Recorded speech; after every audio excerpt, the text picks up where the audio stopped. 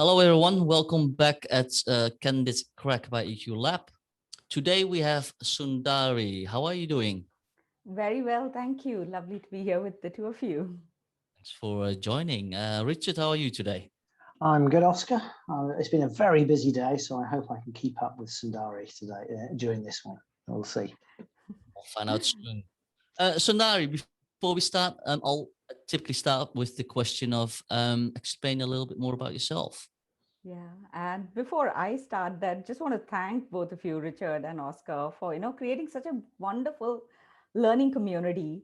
I remember when DD first started early 2020. I joined the first session thinking, okay, what is all this about? Drinking dialogues and here we are today, enjoying the conversations, enjoying the connections that you've created and the collaboration. So you've really managed to bridge the digital distance, and all of us are richer for it. So thank you. I can't say it enough. I do manage to comment occasionally on the chats, but thank you. Very much. Yeah, you're too kind, Soundari, but thank you. No, it's really heartwarming. So run a leadership consultancy centering around business storytelling. We work on change and transformation initiatives, future focused skills.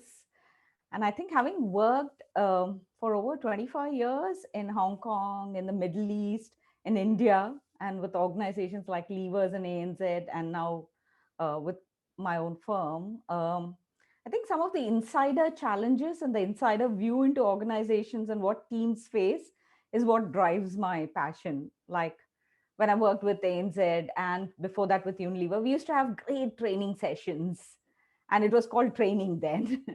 But you'd come back to work and it was like BAU. So something that was always, bothering us is how do we make this relevant? How do we get the practice right there, the application, so it's contextual? And the other part, which, are all our ability to connect the dots across disciplines, to zoom in and zoom out and all that, which is of course now taken a whole new meaning on Zoom.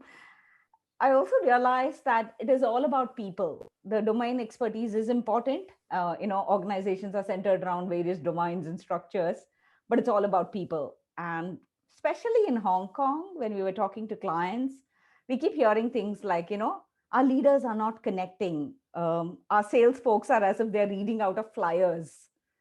The strategy is not clear. Teams don't know what they're doing. Teams are not inspired. So we really help leaders and teams to harness the power of stories in a business context so that they can connect, they can engage, inspire, and influence.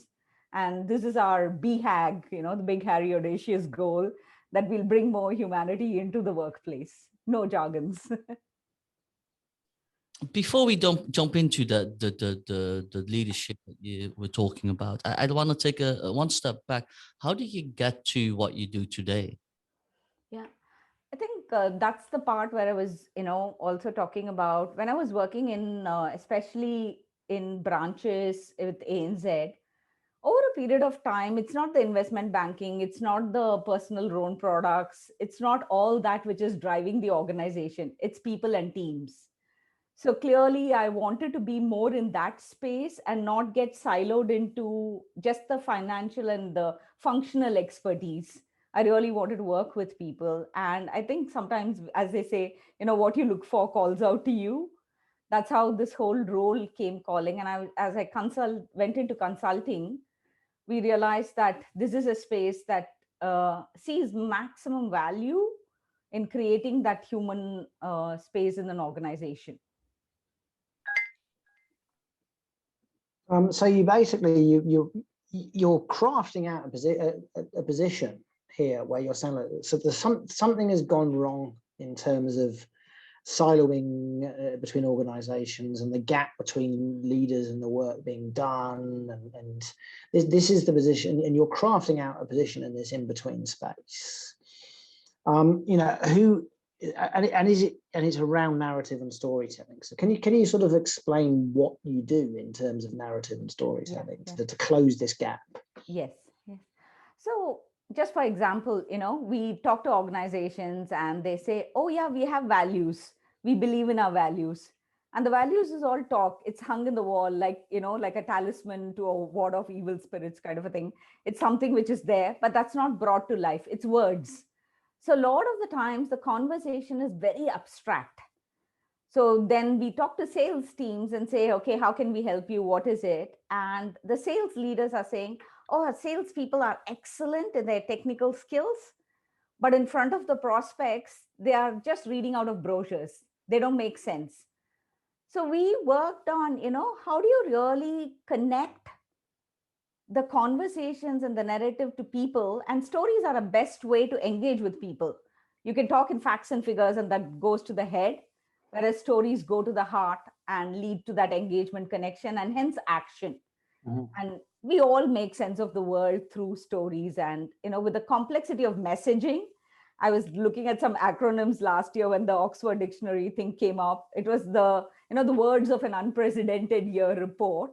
One of the words which has come out is CZO. So you have all these acronyms, Chief Zoom Officer. You have all these acronyms and things coming out. We have attention deficit. We struggle, Oscar, you mentioned about switching off notifications, but we all struggle, right? The number of times we look at the phone today on everything. And if we have time, we are also choice rich. So today, if I have half an hour, I can listen to a podcast, I can watch Netflix, I can do Amazon Prime, I can do Apple TV. So how do you, as a leader, have your team and cut through all the noise? And the only way to do it is using stories. If you're using jargons, people are going to just absolutely glaze out. I was talking to this friend of mine who had gone to a town hall where the CEO was traveling around the country when they could still travel. And at the end of it, I was also gently prodding him and saying, hey, tell me, what did the CEO talk about? And he said, no, nothing. And I said, no, can't be nothing. A CEO is traveling. And he said, oh, a lot of numbers. And that also gets us thinking, right? There's a CEO, there's this whole marketing department putting their pitch deck together, getting them to talk about it. And people don't remember things. So we want to work with teams to make them more effective and not to make them as a storyteller per se. Nobody wants that as an end output, but to use it as a tool to drive business results. And so we just, work it as a tool to add to your repertoire. And it's all small incidences and anecdotes. It's not that, flashy, big Hollywood style storytelling. So the thing that immediately stuck in my mind there was when you said values are abstract. I think it's a really important point. Values are abstract. And so one of the ways I'm beginning to think about organization, or beginning to become more explicit, I think I've been thinking this for a long time, is that we've taken and I'm going to put it in inverted commas, a scientific rigor towards culture to try and match values to people. And we're very, very, very bad at it because culture can't be understood scientifically. But when cultures first became a thing, it was about the stories of the leaders and the successes, and they were, it was ritual and myth and story, and now it's fit and compliance and values. Is that what you're doing? You're going, right, there's something more, there's an art to this, and it's about storytelling.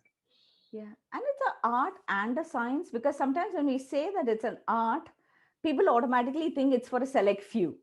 Some people can do it and I can't do it. So we are also trying to put structures around it to say that anybody can do it, and people are doing it. This is what we do naturally. We are storytellers somehow, but when it comes to work, we stop doing that.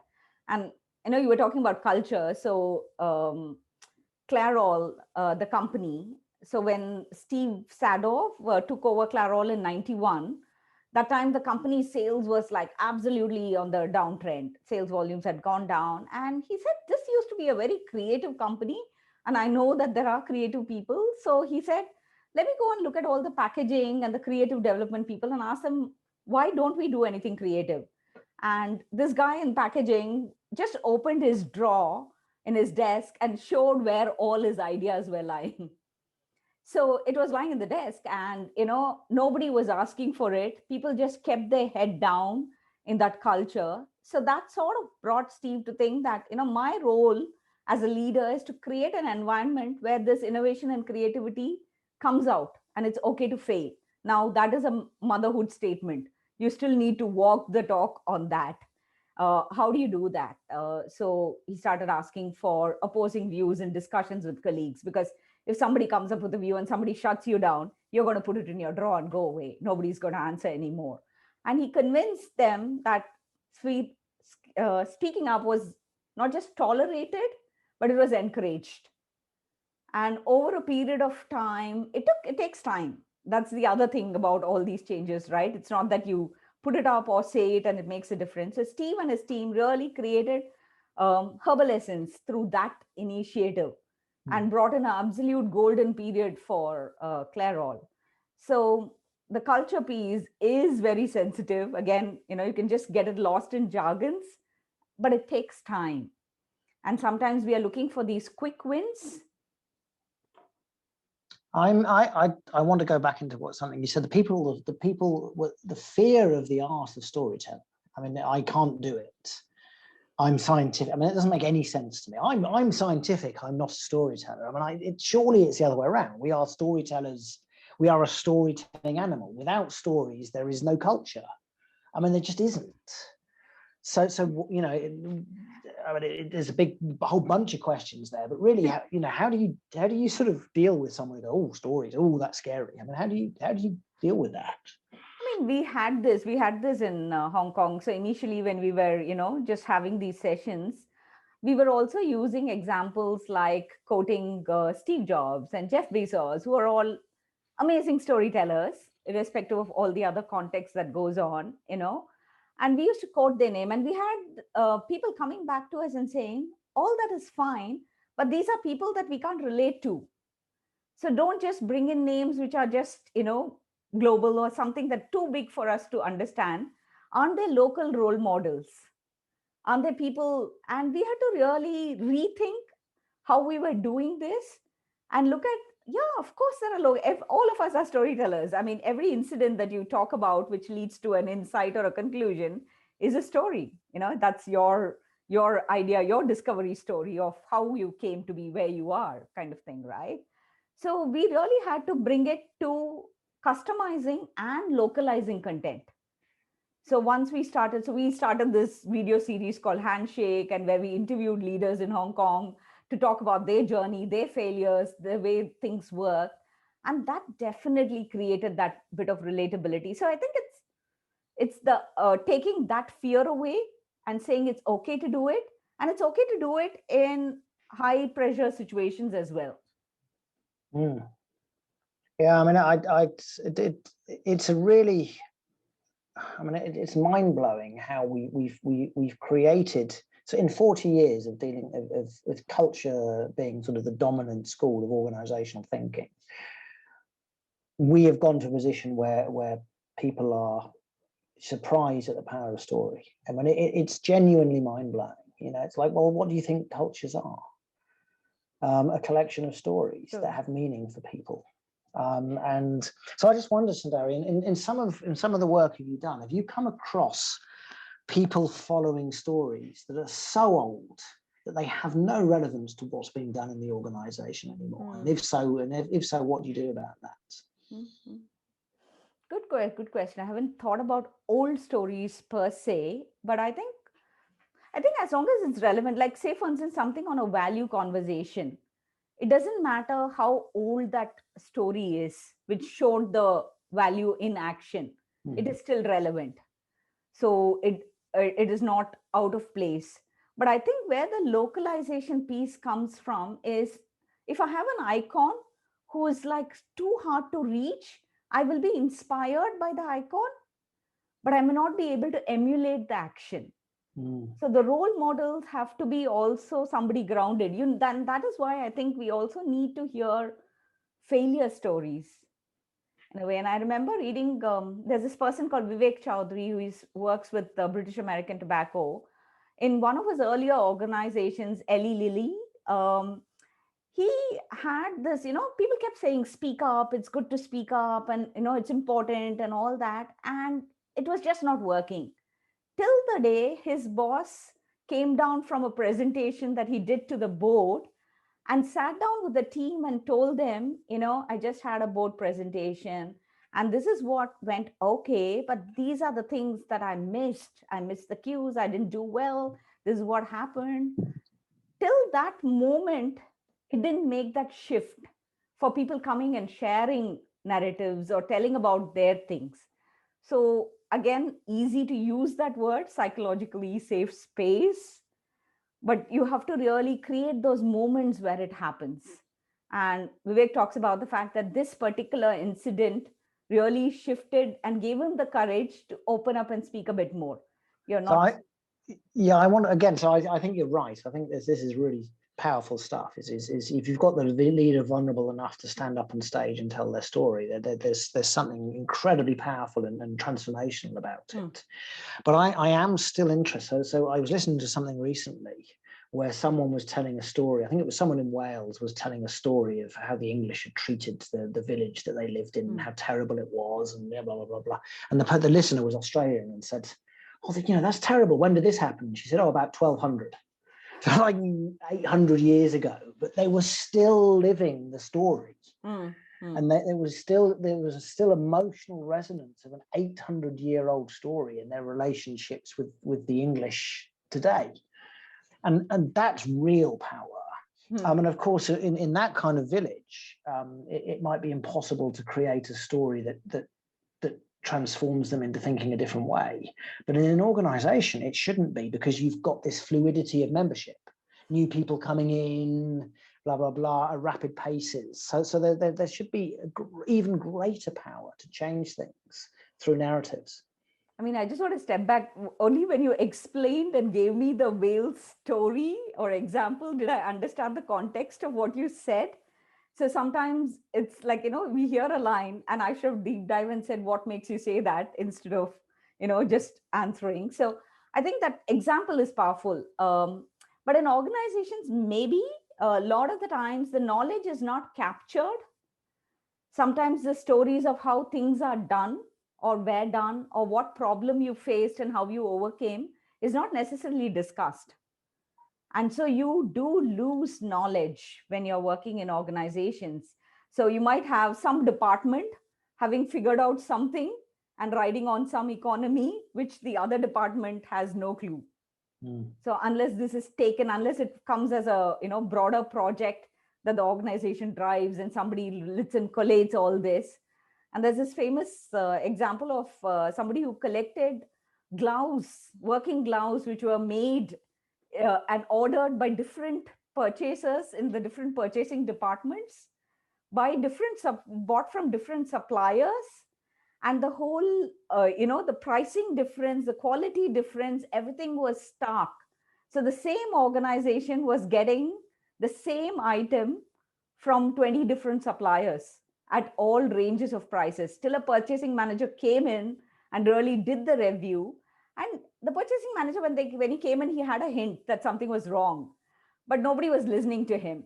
So he actually got an intern to go through and collect samples of all this, tagged all the gloves to the name of the supplier and the prices, and piled them up on a boardroom table, and invited all the department heads to come and have a look. And that was the penny drop moment. So sometimes there is knowledge available and it gets, it's lost. That's sort of creates. That's a sort of a step beyond just a story. That's creating a stage in which a story takes place, because you collect all of these gloves and you create the environment where someone comes in, and suddenly you've created a story because everyone will remember that moment. So there's almost sort of something theatrical in that. Yeah. So there's story triggering, which is by your actions you're actually triggering a story, and that gets told. Now, if he had just made a report, Excel sheet of supplier names and prices and departments and just circulated to everybody, people may not have remembered. The impact wasn't there. It had to, you're doing still a push there. And that's where the stories are a pull. You're drawing them to make their own conclusions and arrive at outcomes from that. I tell you, my reaction to a spreadsheet like that would be, I wouldn't read it. I don't know about you, Oscar. It's like, few years ago, actually, I was working on a storytelling project, and one thing that struck me is not that I think a lot of people when they listen to stories or they associate it with verbal storytelling, right? So and what I'm interested in as well as Sundari is a kind of the spectrum of storytelling that you address, because when you talk about storytelling, so I'm quite familiar in the startup environment, you have right in invest, and storytelling is the way you present, not verbally presented but actually visually presented, is really really relevant, no, whether that's making sense or not. Yeah, yeah, Or just like through colors, or yeah. audio only, or body movements, Mm, no, like dance. mm. um so uh, are you focusing on, if you focus, are the particular areas that you focus on in terms of storytelling within organizations, how you express that? Right, right. We focus on storytelling, the verbal side of it for sure, because I think that's a powerful way to communicate. So leaders are talking to people. Again, to Richard's point on sending a memo, it works for Amazon to send a 6-page memo and all of you sit down and read, but you still need to discuss it. It's verbal. The conversation, the decision, and the part of it is very verbal. So we focus on the telling side, but we also focus on the story listening side. Again, to the point of how do you retain some of this knowledge that's happening in the organization? How do you collect it and put it together? So we create story circles within organizations for helping teams to discuss it. So that's the story listening piece. And then we talked also about the story triggering piece, where somebody does something. It could be a leader, it could be a team member, anybody does something that it gets talked about, and that story carries over in the organization and creates an organic shift. So pitching is a form of course, a form of storytelling as well. While whether it's created in the deck in the narrative fashion or not, it's still, as a person who's the founder, you're still telling your founder's story. And the founder's story is what sells the business, right? Why do you do what you do? Part of it. Yeah, I mean, I think Oscar's a far better storyteller than me, and it's I rely on him for it because he makes everything simple and engaging, whereas I get complex and too analytical, I think. I'm interested here in the so there's a Japanese film called Rashomon. I don't know if you know it. Mm-hmm. Yeah, so where you've got the central story being told by 4 different characters, and the different and in different interpretations they have. And I think this is a really useful way to look at it, because all of those interpretations are partial and valid. So is that the kind of experience you're trying to create, where you talked about, well, here's the sort of silent meeting 6-page Amazon memo of a narrative, and then they've all read it, and when they're discussing it, you're trying to bring in 6 or 7 different interpretive angles before the decision making. Is that framing what you do? On the story circles piece, it is all discussion oriented, and it is problem or topic related. Just for example, if we want to bring in a team to talk about the diversity and inclusion initiatives that are happening and what's working and what's not, you can create data about it. The data is already there.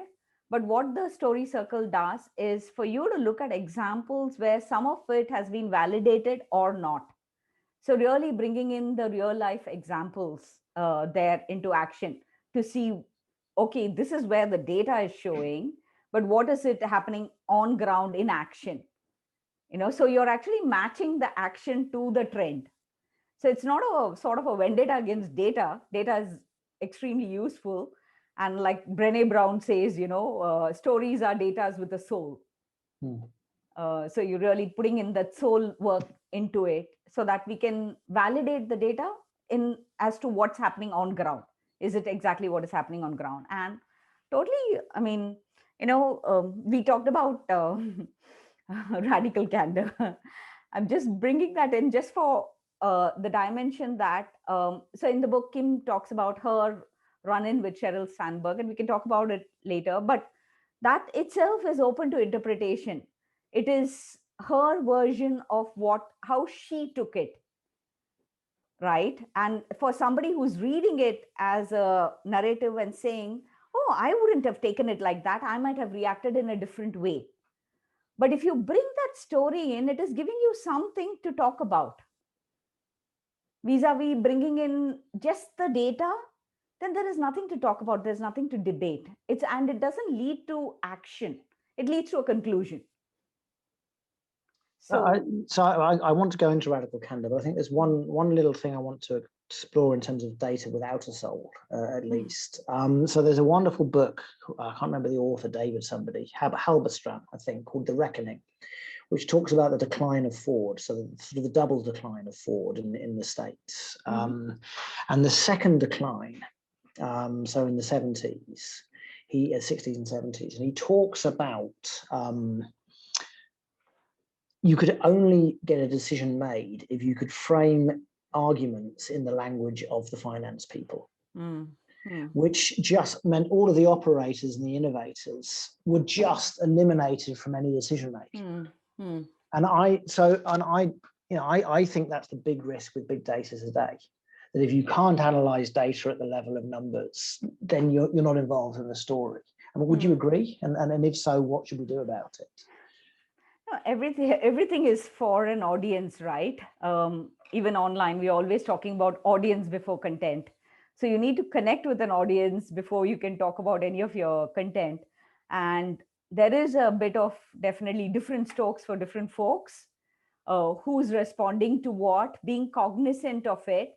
And I think especially on the finance and the CEO piece, that's where the time that you take to tell the story becomes very crucial. It cannot be the 5-minute conversation or 10-minute conversation that you'd have at a bar with a friend or with somebody who's your team member who's more willing to listen to you. I think the messaging has to be very crisp and very clear. So you bring the data in, but you bring your narrative in to ensure that it's very crisp.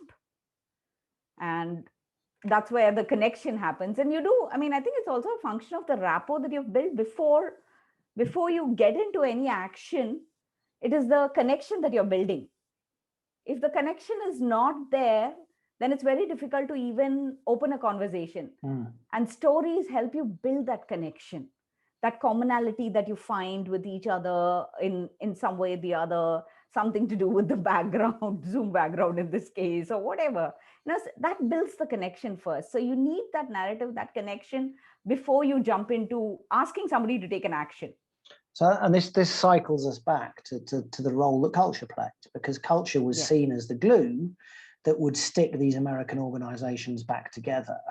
And what actually was created was a story of American success around the notion of culture. So something like In Search of Excellence with Tom Peters was this wonderful story, and it's a wonderful story, the book, of what American successful organizations looks like. And it's the story of culture that stuck the organizations back together and gave people confidence.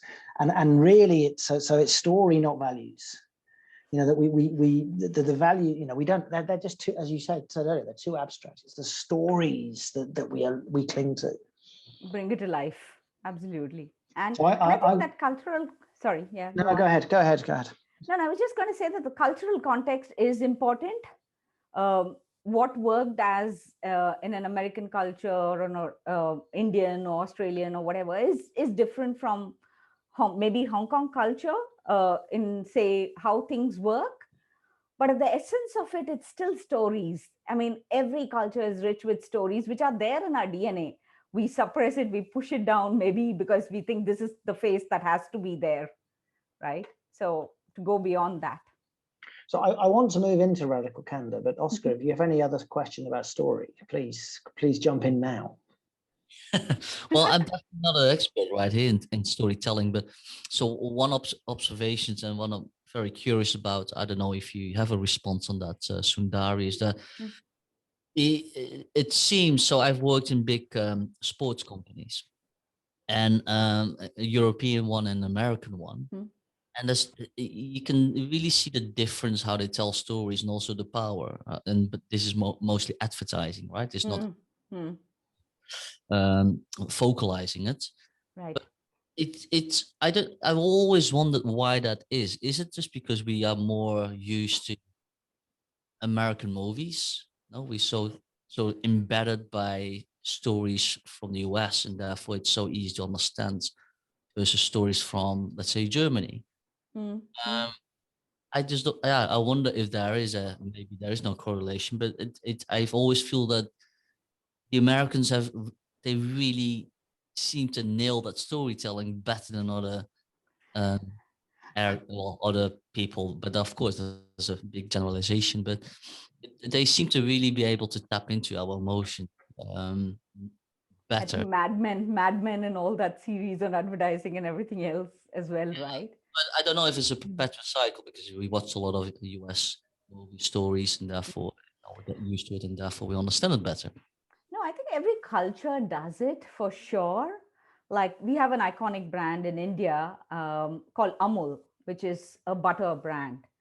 And everything is about stories which are contextual, which are just happening then and there. Their whole advertising piece is around that. Having said that, they're not very strong on tracking. They're not the vanity metrics people. It's a cooperative movement which runs the brand, and they don't track how many likes and hits and all that. And the CEO was giving an interview, during COVID times, everybody queuing up and stocking up on milk and butter and all that. And his wife was also getting panicky that we need to stock up. It's not just the toilet rolls, everything else is running out, kind of thing. So he queued up in his own Amul stand, a kiosk which was selling. He queued up and he brought it home. And he said, then I was thinking, why am I not trusting my own organization? I'm working on supply chain. I'm going to ensure that everybody gets their milk and butter and everything else, all the basic part. But here am I, panic driving myself to go and stand in the queue and get it for my house. And the fact that he shared it in an interview talking about it made a difference to say that, yes, when push comes to shove, we do what we do. But as an organization, what are the steps I'm taking to ensure the supply chain is managed so people get, and milk is essential product, essential commodity, people get what they want. And some of these conversations, obviously, sometimes it's highlighted in the media or not, but these stories are there everywhere. It's for us. And I think that's the challenge, to pick up and collect these stories and share and use them and bring them to life. Thank you. Thank you. I mean, I do want to move the interview into the other thing you wanted to talk about, which is radical candor. Now, obviously, Oscar and I are a fan of candor because we call our podcast Candid Craic, and sort of this enjoyable candor. So can you explain what radical candor is and how you how you use it in your work? Yeah. With all the issues that we are seeing every day, courageous conversations are difficult. Effective confrontation is even more difficult. We don't know the words, we don't know the language, we don't know how to do it necessarily. And we were working with a group of ethnic minority students in universities in Hong Kong, and they're facing on and off severe racial discrimination at the universities, and some of them as they go into their workplace. And the conversation keeps coming back to, how do you develop a voice? How do you confront in a way that leads to action? Are you going to be a bystander? Are you going to be an upstander? And what does it mean in terms of, what is the downside for you, right? There's a downside when you do some of these things. And not having that voice, having that kind of lack of trust is very disengaging for everybody. And definitely we found it, of course, with this group, which is grappling with themselves. So, which takes me to, a whole radical candor piece. Kim Scott calls it compassionate candor, though she initially named the book Radical Candor. And the whole idea is around, how do you challenge directly while clearly caring personally and deeply, so that you're giving the guidance and the feedback that is kind, it's clear, it's specific, and it's sincere. And so compassionate candor, again, a word, easier said than done, right? And she's got those 4 quadrants where she talks about, obnoxious aggression on the bottom end, and manipulative insincerity, and then moving to ruinous empathy, and then the peace, ideal spot or whatever on compassionate candor. And I think what I want to state directly is that this is not a personality test. It's not to box ourselves into this. And I'm sure if we reflect on our work life and personal life, we'll find ourselves occasionally moving across all these quadrants. So it's not a boxing exercise. It's not to put labels to people's name and put them in these things. It's creating that awareness of where you tend to be in a certain situation, or getting feedback. Hey, that was that. And, you were just absolutely obnoxious. Now it's like, and the simplest way of saying is that if you have spinach stuck in your teeth, do you whisper to the person saying, hey, Richard, you have spinach stuck in your teeth, and you help them solve it out? Do you shout out loud so everybody gets to know? Do you not say it because you're worried about your feelings? Or do you not say it because you're worried about their feelings? And that's a very simplistic way. Obviously, it's a very low context example. Spinach or teeth doesn't matter, what the hell, kind of thing. But it is, when you take it into workplace, how does this calling out work? And I mean, both of you might have obviously read the book and have this thing, but if I can quickly share it for the audience, she talks about her experience with Sheryl Sandberg. So Kim had just joined Google, and with a colleague, she was going to make a presentation to the CEO on the team about AdSense. And she had just come out of closing down a software company where she thought it was a bullshit-free zone and all that, but she had to close it down for various reasons. So she felt very energized being in Google. The AdSense business was doing great. And she goes into the room, and there is Sergey Brin and Eric Schmidt, and they're like just talking about it. And she shares the numbers, and Eric almost falls off the chair listening. Wow. Okay. And he says, what resources do you want? How can we help you? And all that. So Kim thinks the meeting went off well. And Sheryl says, why don't you walk back with me to my room? And Kim is thinking, okay, this is my victory lap. I'm going to have some good feedback. So Sheryl shares 4 or 5 things that went well, how impressed she was that, the business was doing well, and how Kim has contributed. And she said, you say a lot when you're talking. And Kim just brushed it off. Oh, that's it. That's all she wanted to say. It's nothing. And Sheryl carries on and says, is it because you're nervous? Is that why you're saying a lot? And would it help if Google paid for a speaking coach for you? And Kim just brushes it off and says, I'm really busy. This is not the most important thing for me. So Sheryl stops her and says, I see what you're doing with that brush of your hand. So I can see that I have to be very direct. When you say a lot, it makes you sound stupid. And I don't know how I would have taken it if somebody had told me that. But it is hard hitting. And you think, I've done this AdSense business. It's such a great thing. Why is this important? But Kim didn't mind it. And she took it as an opportunity to correct something. So it's actually not how the speaker says, it's how it falls to a listener's ear. So Kim was okay with it. And I think this could be a good example of, taking it and discussing how it will fall on other people's ears. And at a workplace, whether it is a hierarchical thing, because Sheryl was obviously her boss and saying it, which makes it easier to hear it, or it is who's delivering it. Is there a relationship quotient already on? And Kim had that relationship with Sheryl. I mean, Sheryl had really helped her settle down when she had moved towns and all that. So that relationship was there. So we are okay to hear it from some people. We are okay to hear it in some context. But the candor doesn't sit well. May not be always compassionate. So there's 2 things here. I'll first of all go with, I think what radical candor is all about, compassionate candor. It's to have sort of important conversations about difficult things. So I call it difficult conversations without destructive impact. So, you know, we have to have a difficult, that I think that's incredibly important. It's a difficult conversation about destructive impact. And I think there's a huge number of contemporary theories that talk about how do we do that. So psychological safety would be another one. You know, how do we have these difficult conversations without destructive impact? My problem with the Sheryl Sandberg story is, and this goes back in, I've only just thought of when I was in Toastmasters. So I was president of Toastmasters Club a long time ago, and Toastmasters counts your ums and your ers when you speak. And I always found that if you had a speech without any ums and ers, you sounded fake, totally and utterly inauthentic. This is rehearsed, this is practice, this is not something I believe in. So I'm immediately looking at, so Sheryl Sandberg says, you sound stupid. And I'll say, well, depending on how many they are, you actually sound authentic.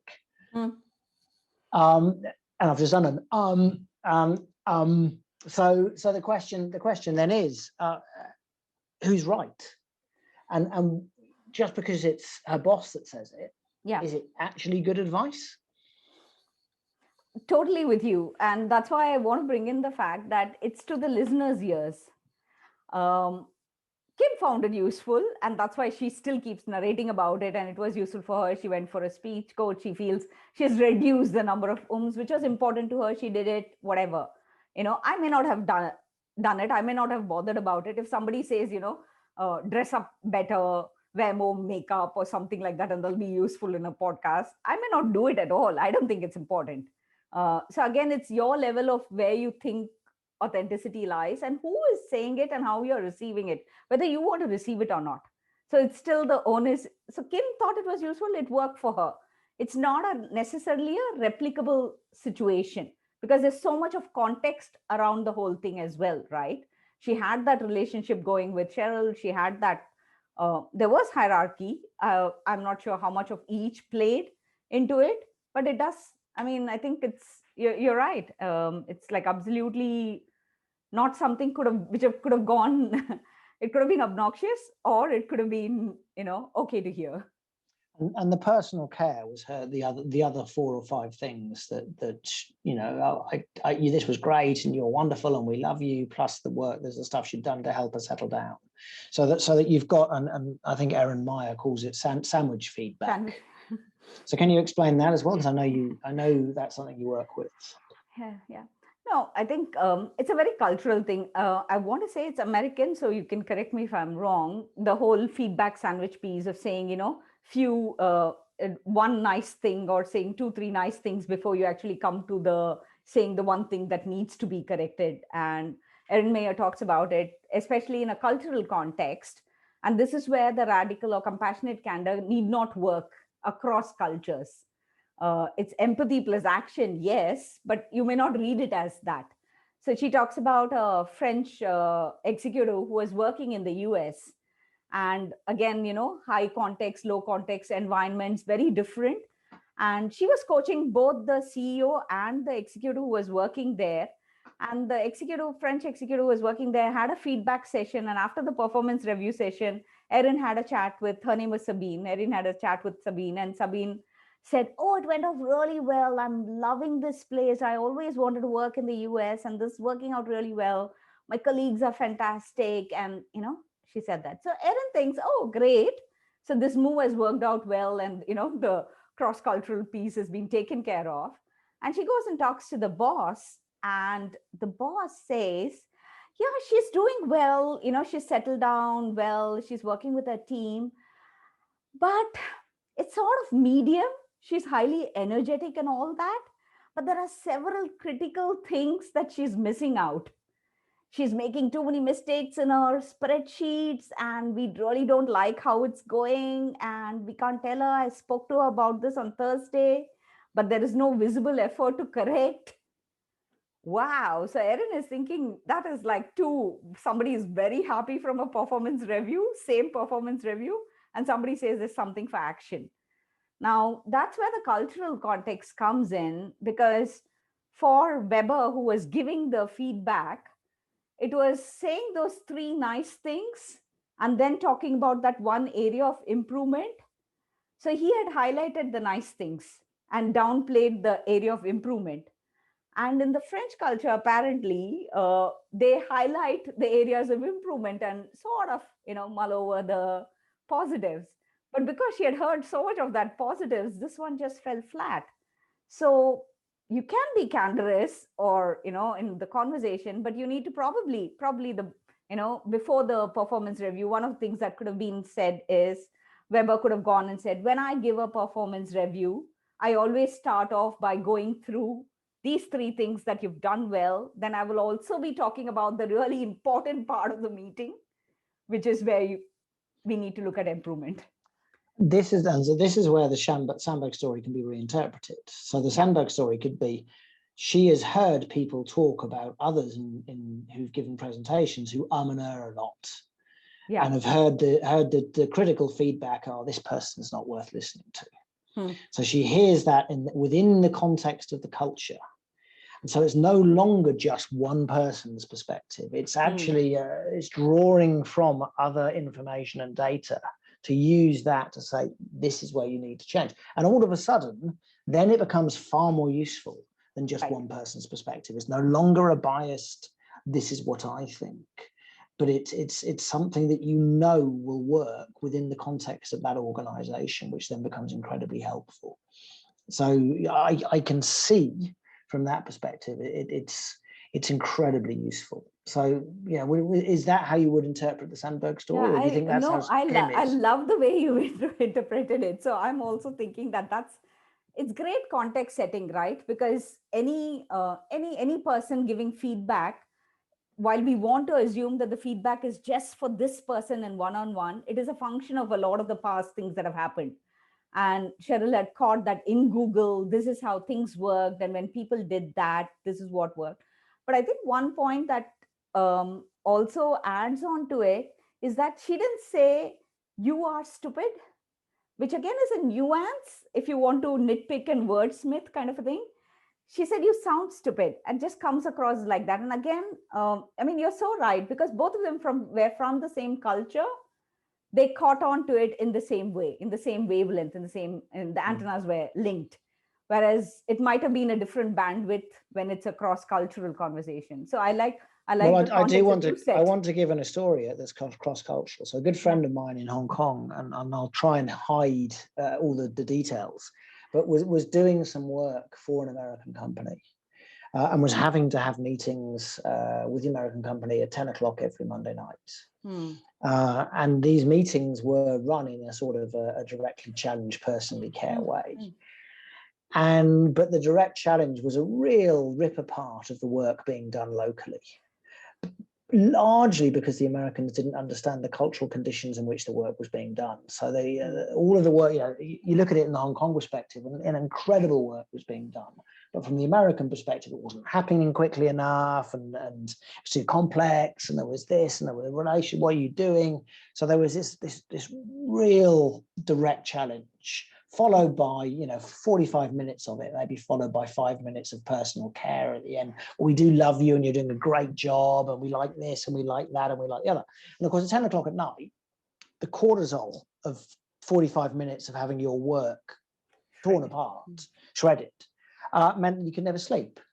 And then the next day was almost a write-off, because there was, so that was it done badly in a cross-cultural context. So that's one challenge. The other one would be power asymmetry. It's where someone in a position of power doesn't care about the cultural context. They just go, this is my perspective, and I don't, from my perspective, the feedback looks like this. So how would you deal with, because they're both incredibly biased. Well, one is incredibly biased, and one is I'm critiquing from a position of not understanding. So how would you deal with that kind of stuff? I think bosses who are both obnoxious and also ruinously empathetic both can destroy in different ways. And I think I've been guilty of being ruinously empathetic in my earlier life. I had somebody in the team who was clearly not interested in that role, but who had applied from university, got into the role, was put into it. And I didn't bother to check on that person. The person was working in my team, and I just let it fritter. And what I just said is, oh, they will settle down, they'll do it, it'll take its toll, and it'll all work out. So neither did I give feedback, nor did I ask the person what their comfort space was. So this went on, and what it actually led to was the team taking on the additional load. I was doubling up to, ensure things happen, and we were all covering up. And this didn't help the person for sure. The person finally quit and went. And, in the exit interview is when I said, maybe there is something. And, I was using those words. I was using maybe there is something, and I was still very hesitant. And that really didn't help. The person could have had that feedback earlier. We had the relationship, and the person could have just gone on to do what they love to do or what they are doing now. So I think that's the ruinous empathy part, where it's empathy without any action. It's overdose of compassion and all that, but it's not leading to anything. And on the boss, which is obnoxious, I think, bully bosses take a lot of physical and mental toll. Like you said, they weren't able to function the next day, right? Confrontation has its own issues. So there is a conversational confrontation that you can have. It has career repercussions. It has compensation repercussions. You're really not in a great space. I think where possible, looking at exploring some exit options is really something, and maybe definitely having some bit of mentorship conversations. So I'd just like to turn this back into your storytelling stuff, because potentially, and I don't know whether this is the case, but potentially the person suffering the power asymmetry, the lower down one, might be able to use storytelling in a way that makes the context understandable to those at the top, so that they can have a more meaningful discussion. Because that's the problem. When someone at the bottom goes, but your feedback is just irrelevant to the work I'm doing, it doesn't help, because it's so contextually separate from, is that a possibility? Could you spin that around, and could you do help in that area? Because I think that's really important work. How do those with less power frame responses to poor feedback in a way that enables the better work to be done?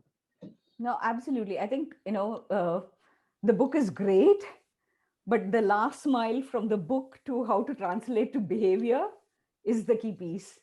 So taking it and working on, how do you build self-awareness? How do you know where you are as a boss or as a leader? How are you doing these things? How do you self-regulate? How do you create that kind of empathy or social awareness? How do you manage relationships? And this is all where storytelling can really be powerful, both from collecting stories from people. So when we talk about, say, even diversity and inclusion and all, collecting stories from people where they are facing the ground realities. At the same time, looking at stories from people who've crossed that path and hearing from them how they navigated that path. So building that bridge between the two, opening that conversation. And for that, you need that psychologically safe space where people can talk. And you do need that action coming in from the top, the taking action part. And, it's like the devil is in the details, right?